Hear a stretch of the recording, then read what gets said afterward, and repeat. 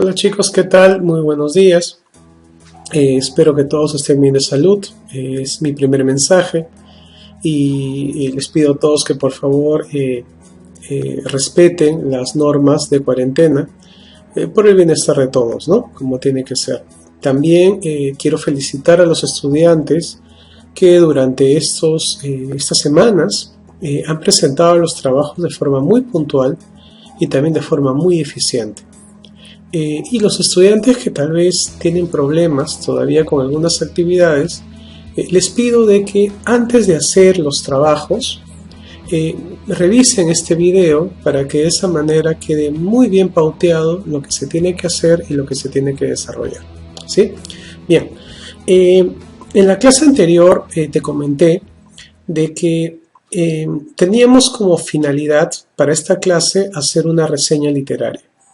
Sin embargo, no podemos hacer reseñas si no tenemos ciertos conocimientos básicos de algunos términos. Si tú recuerdas, en la sesión pasada hablamos acerca de los personajes literarios.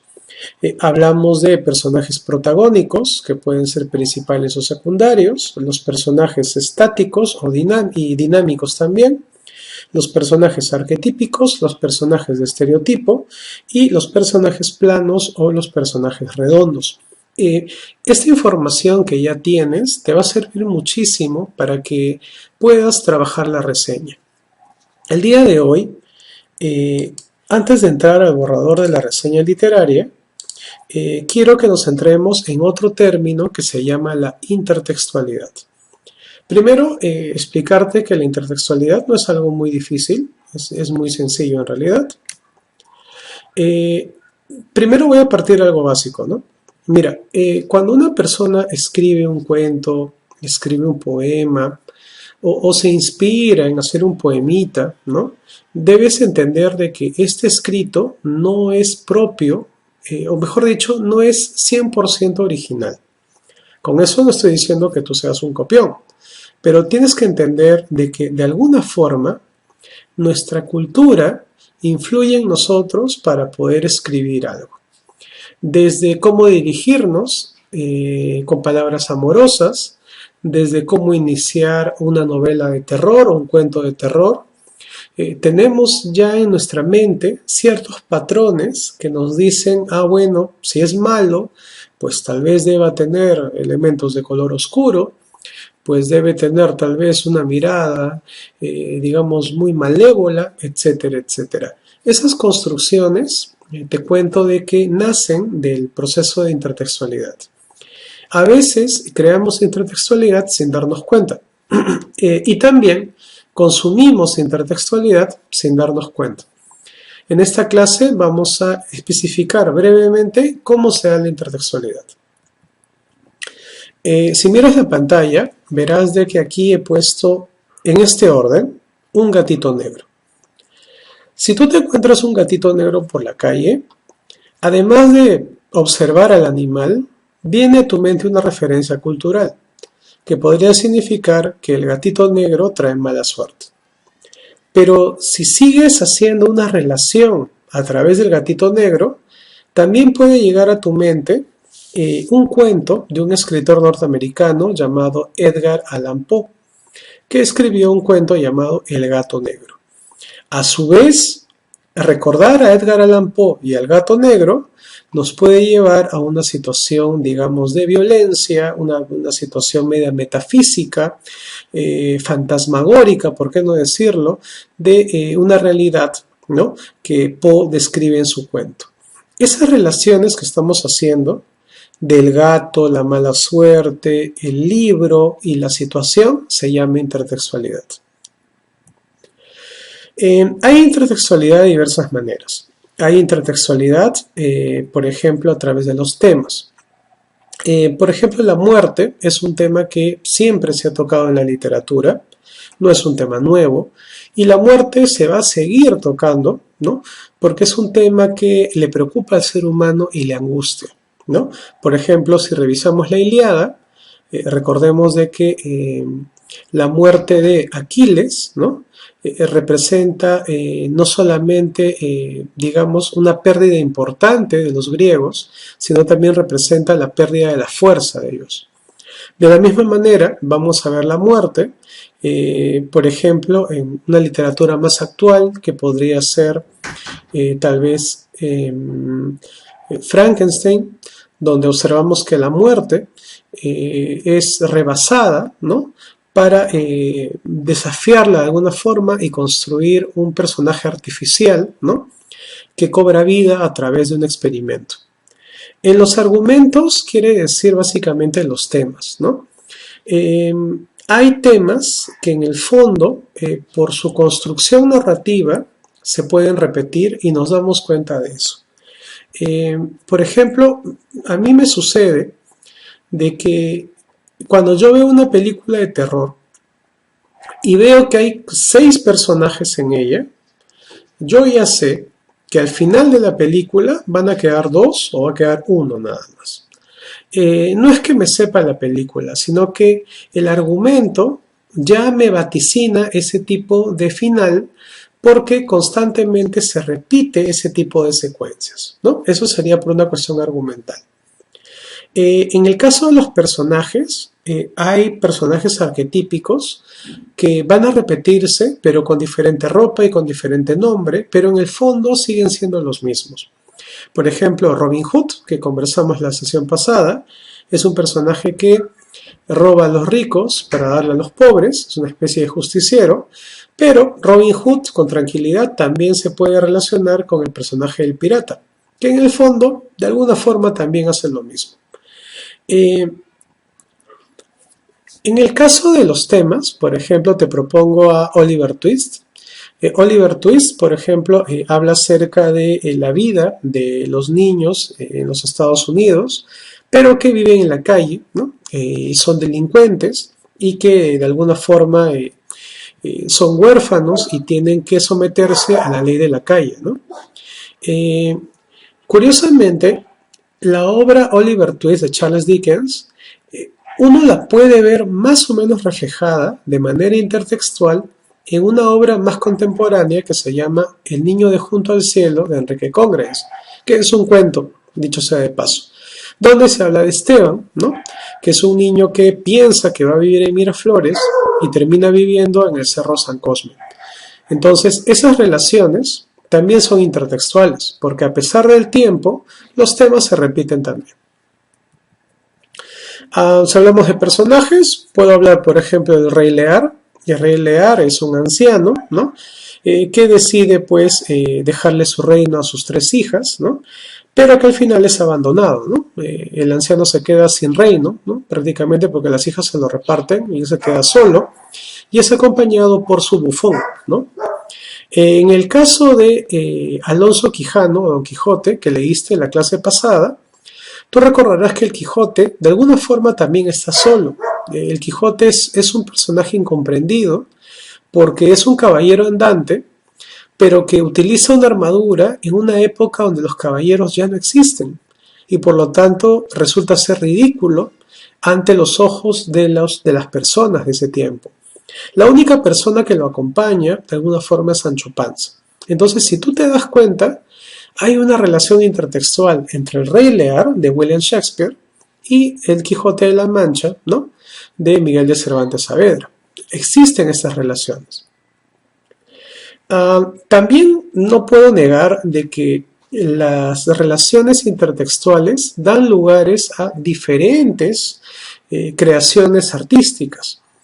Desde que aparecen los dinosaurios, por ejemplo, Julio Verne, ¿no? Crea un libro que se llama Viaje al centro de la Tierra. Para los que han leído el libro o han visto la película, también la hay por si acaso, recordarás de que en este mundo, digamos, subterráneo, existen dinosaurios, ¿no? Y a partir también de esta novela, la idea del dinosaurio ya se vuelve más simpática y más curiosa. Vemos dinosaurios en forma de mecas en los animes, vemos dinosaurios en los cuentos infantiles, vemos dinosaurios en películas y hasta vemos dinosaurios en Google cuando no te carga el navegador. Entonces, Eso también son relaciones intertextuales. Cuando ya lo relacionamos directamente a lo literario, no solamente estamos hablando de una obra versus una obra. También puede ocurrir de que existan relaciones muy internas, o sea, como que mecanismos internos, pero que de alguna forma nos permite darnos cuenta que tienen alguna relación. Por ejemplo, Romeo y Julieta, de William Shakespeare, presenta una relación de oposiciones entre dos familias, la familia Capuleto y la familia Montesco. Y yo hace unos años vi una película, que se llama Eclipse. Bueno, en realidad pertenece a toda una saga, ¿no? Y me di cuenta que ahí también existía una dualidad y una oposición, porque existía un clan de vampiros y existía un clan de lobos, donde la protagonista de alguna forma tenía que elegir con quién quedarse. Esta relación de los clanes, ¿no? Como tú verás, también en el cine, ¿no? Y dicho sea de paso, esta película tiene una referencia también literaria, se repite también a lo largo del tiempo. También podemos ver la ironía, ¿no? Si uno revisa, por ejemplo, a Chespirito y ve al Chapulín, también hay referencias de Romeo y Julieta, pero con versiones satíricas y más irónicas, ¿no? También se puede ver adaptaciones, ¿no? Pero nos damos cuenta que es lo mismo. Por ejemplo, hay una historia de gnomos, ¿no? Donde el clan azul no puede ver al clan rojo, por ejemplo. Ahora, para resumir esto, porque no quiero alargarme mucho, para entender la intertextualidad tenemos que entender entonces de que nada se crea, digamos, solo. J.K. Rowling, que es la señora que ves aquí, para construir la novela de Harry Potter, no la construye de la nada.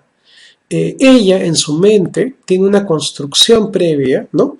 Donde tal vez ha leído a Merlín, donde tal vez ella ha entendido qué cosas son los magos.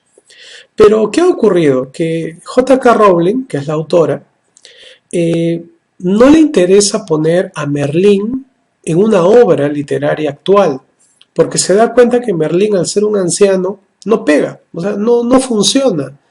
Y ella necesita un mago que sea joven y que de alguna forma emparente con los jóvenes de la actualidad. Entonces decide construir a Harry Potter, pero no se puede negar que Harry Potter vive o estudia en un castillo, que es Hogwarts, y que dentro de este castillo sus profesores son magos, ¿no?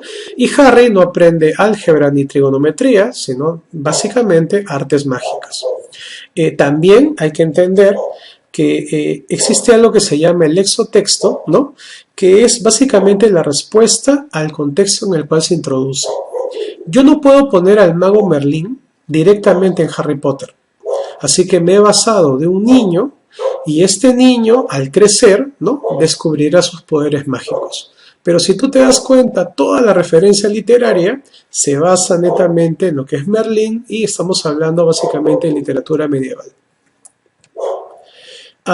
Hay intratextualidad, donde vamos a ver que varios libros pueden fecundar otros libros, ¿no? Por ejemplo, de los 7 libros de Harry Potter, y luego aparecen otras versiones como Animales Fantásticos o Los Crímenes de Grindelwald, donde también son referencias. O sea, para entender los Animales Fantásticos, de alguna forma tendríamos que leer primero a Harry Potter. Esta comunicación se llama intratextual. De la misma manera, no podemos leer la saga de Crepúsculo solamente leyendo un solo libro. Tenías que leerlo de todas maneras en una forma ordenada para entender cómo es la secuencia. Eso también es intratextualidad. También hay referencias literarias donde vamos a encontrar que un autor como Gabriel García Márquez, de 100 años de soledad, construye un mundo que se llama Macondo, ¿no? Y que curiosamente Macondo y otros lugares que él construye sirven como referencia a otros cuentos suyos. Inclusive personajes que se repiten en un cuento pero aparecen en otro. Eso también es intratextualidad. En cambio, la extratextualidad es cuando tenemos una obra, vamos a decirla como la Ilíada, pero que esta obra es tan poderosa, que no solamente influye en libros de esa época, sino que influye en historias de épocas más adelantadas o más futuras. Por ejemplo, la Ilíada se centra en la guerra de griegos y troyanos, ¿no?, descrita por Homero en el poema épico. Pero si tú has visto la película El Señor de los Anillos, te darás cuenta que también hay una cuestión épica muy importante ahí, donde también hay dos bandos, ¿no? Y la guerra que existe entre orcos y, digamos, una alianza de elfos, humanos, ¿no?, etcétera, etcétera, enanos, ¿no? No dura un día, es una guerra prolongada entre ellos, ¿no? Y bueno, ¿por qué no decir también que la extratextualidad se da hasta ahora, ¿no? Si tú has visto, por ejemplo, Civil War o has visto Infinity War, vas a encontrar que también hay una referencia extratextual porque existen también dos bandos que van a confrontarse y tal vez es el clímax máximo de toda una secuela narrativa. Pero si retrocedes en el tiempo, te darás cuenta que en el fondo también es la Ilíada y también es Grecia, ¿sí?, confrontada con los troyanos. Es decir, la historia se repite y no nos damos cuenta. Bien, hay otras referencias, por supuesto, ¿no?, más literarias, ¿no? Pero yo quería centrarme en eso para que te quede bien clarito que es intertextualidad. Entonces, mira, si repasamos esto, cuando hablamos de intertextualidad, no es más que la comunicación de dos libros, de dos personajes, de dos escenarios, que de una u otra forma, por su tema, por su argumento, por los personajes mismos, se repite a lo largo del tiempo o se comunican de alguna forma a lo largo del tiempo. Si revisamos ahora, vamos a revisar la actividad que te he dejado. Te he pedido de que puedas revisar el PPT, que es el que acabas de ver. También vas a realizar la actividad del cuaderno de trabajo, que es la ficha número 12, ¿sí? Y te pido que desarrolles la actividad 2, 3, 4 y 5. Vamos a revisarla previamente. Me disculpo por los ladridos, pero hay un perrito loco que está afuera y que no puedo parar ahorita. A ver, aquí está. Bien. Esta es la ficha número 12. Te voy a pedir que por favor la revises estos elementos que ves aquí, que en realidad ya están explicados, así que no te vayas a preocupar mucho. Te pido que leas el mito de la caverna, que es un texto de Platón, ¿sí? Es un texto breve nada más. Y luego te voy a pedir que leas este pequeño texto, chiquitito que ves aquí, que titula, ¿no?, también La caverna, pero no es de Platón, sino es del escritor portugués José Saramago. Una vez que leas estos dos textos, vas a encontrar que hay una similitud muy interesante entre ambas. Entonces, para verificar tu lectura, te voy a pedir que desarrolles la actividad 2. La actividad 2 consta de estas 4 preguntas, ¿sí?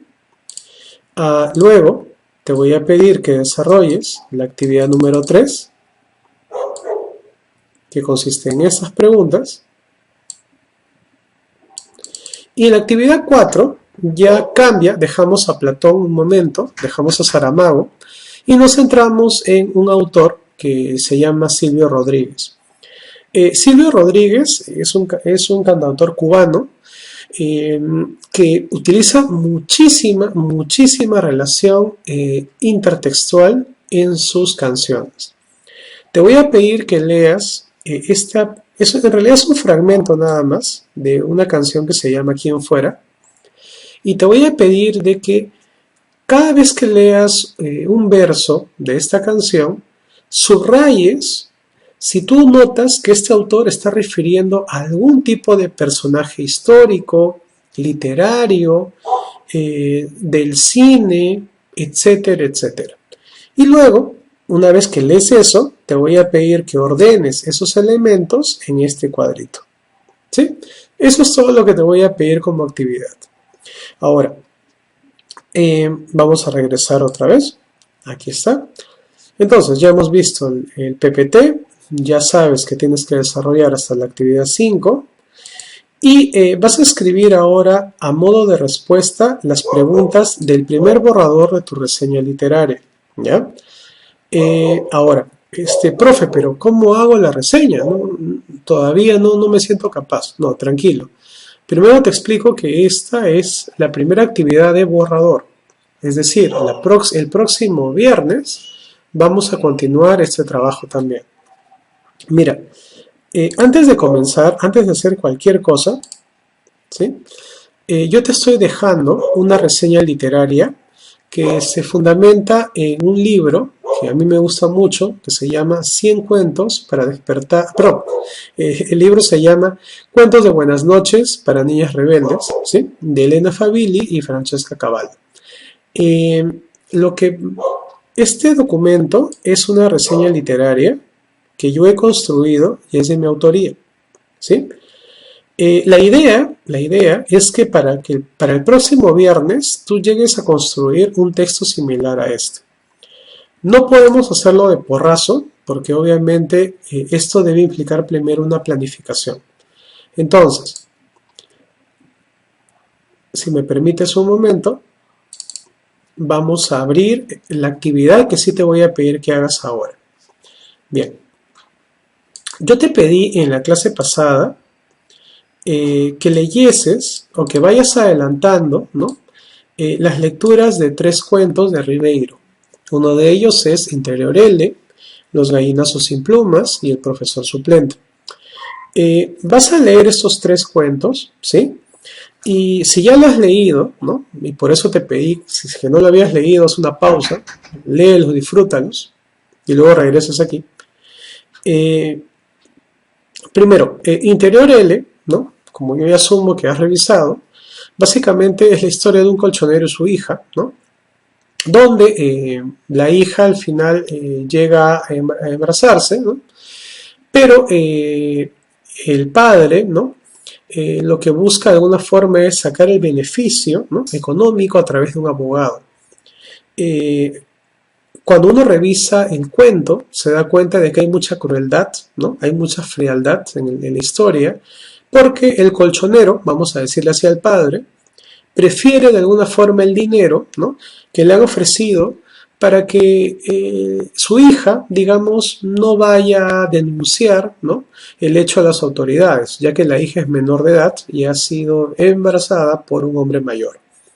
Al final el colchonero se gasta el dinero, ¿no? Como sabrás en la historia, y la niña, ¿no? Para sorpresa de todos al final, ante una proposición nueva del padre, ella lo duda, ¿no? Lo duda de alguna manera.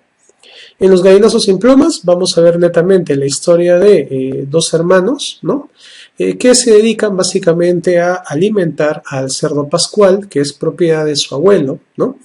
Sin embargo, en la rutina que ellos tienen, ¿no? Se dan cuenta de que el abuelo, por decirlo así, prefiere más al cerdo que a los 2 niños, ¿no?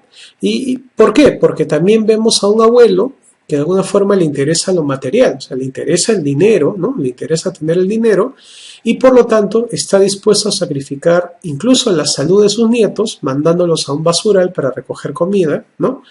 Y el desenlace también de la historia, vamos a ver de qué es que uno de los hermanos va a enfermarse gravemente, ¿no? Y inclusive la mascota de estos niños va a ser sacrificada, ¿no? Y esto va a generar una ruptura tremenda en la historia también. Por último, el profesor suplente, ¿no? Básicamente habla acerca de un cobrador que de forma repentina, ¿no? es visitado por un amigo suyo y este amigo le va a ofrecer, digamos, su puesto, ¿no? De profesor en el curso de historia. Y bueno, porque considera de que este joven cobrador, o señor, no, en realidad es un señor cobrador, ya tiene mucha experiencia, es una persona que tiene mucho conocimiento, ¿no? Y que ser profesor le va a venir perfecto para que pueda ascender socialmente, etcétera, etcétera, ¿no? Pero, como tú ya habrás leído, nos damos cuenta de que eso no sucede, ¿no? Porque conforme este señor va imaginando, ¿no? Ser una persona superior, una persona con poder, conforme él va llegando al colegio, va entendiendo de que él mismo, o sea, interiormente él mismo se hace más chiquito cada vez, ¿no? Comienza a mirarse en el espejo y comienza a dudar de sí mismo, ¿no? Hasta que al final de la historia, el portero del colegio lo identifica, ¿no? Y le pregunta si él es el suplente del profesor de historia, a lo que él dice muy enérgicamente que solamente es el cobrador, ¿no? Ahora, si revisamos la ficha que te he entregado, vamos a ver de que aquí dice si existirá alguna relación intertextual entre estos personajes. Tú puedes elegir los personajes que quieras, el colchonero, la hija del colchonero, puede ser entre los hermanos de los gallinazos sin plumas, entre Ernesto, ¿no? Podría ser también incluso el abuelo, ¿no? ¿Por qué no decirlo, ¿no?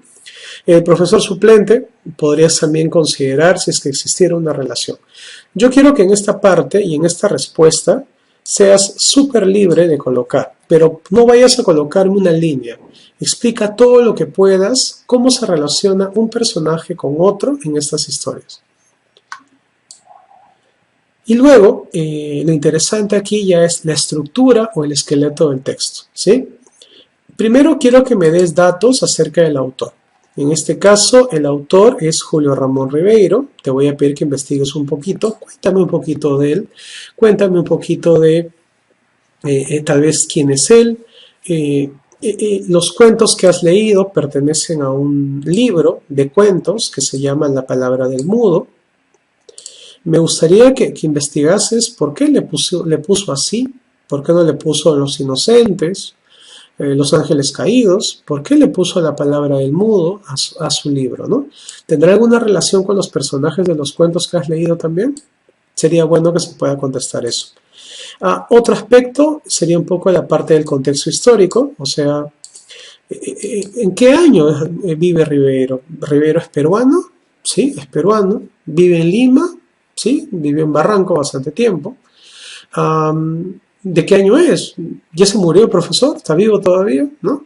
Ribeiro se muere en el 95, me parece, ¿no? Y definitivamente habría que pensar un poco, cuando Ribeiro estaba vivo, ¿qué Lima observaba él, ¿no? Tal vez miraba la Lima de los 70s, la Lima de los 60s, ¿no? ¿Qué pasaba en Lima en esa época? También sería bueno investigar un poco nada más de esos aspectos. Quiero que llenes todo eso en este primer recuadro. Segundo, dame datos de la obra. ¿En qué año se publicó la palabra del mudo? Si es que tiene traducciones. De repente, si los cuentos de Ribeiro hasta ahora se siguen estudiando, ¿por qué los estudian? Etcétera, etcétera. Y luego vas a resumirme los cuentos de forma muy breve. Mira, cuando te digo muy breve, por favor, que cada cuento tenga, pues, qué sé yo, 3 oraciones, ¿no? Solamente para darnos a entender en qué se mueve esa historia, quiénes están en la historia. Luego, terminando eso, llenas esta casilla que habla acerca del lenguaje, ¿no? ¿Cómo sientes que es el lenguaje de los personajes? ¿Es un lenguaje muy cultivado? ¿Es un lenguaje muy culto? ¿O por el contrario, sientes que es un lenguaje más de la calle? ¿Es un lenguaje, podemos decir, más coloquial, ¿no? ¿Cómo es el lenguaje de los personajes? ¿El narrador habla igual que los personajes? Sería bueno también que expreses tu opinión sobre esto. Siguiente, sobre los personajes, ¿no? ¿Habrá personajes arquetípicos?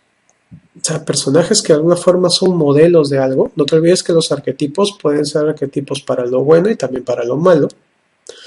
¿Habrá algún personaje redondo en la historia o todos serán planos? ¿Habrá personajes dinámicos en la historia o habrá personajes estáticos? Eso también sería bueno analizar. Solamente coge los personajes principales, por favor. Siguiente.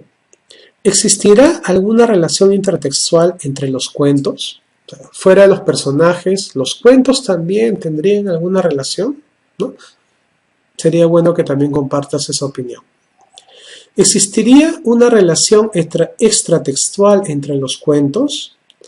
Por ejemplo,